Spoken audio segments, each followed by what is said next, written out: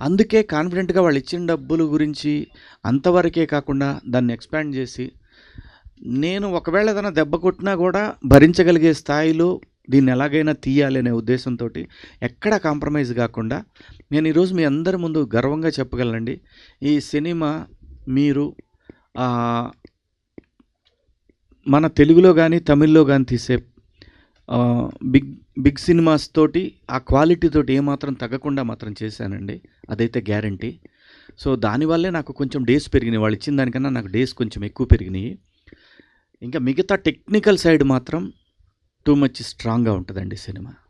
మనం సినిమా ఎలా ఏ రేంజ్‌లో హిట్ అవుతది, ఏమవుతది ఇదంతా గూడా ఆడియన్స్ పోయిన తర్వాత చెప్పాలి. బట్ ఇది మన కాన్ఫిడెన్స్ మాత్రం.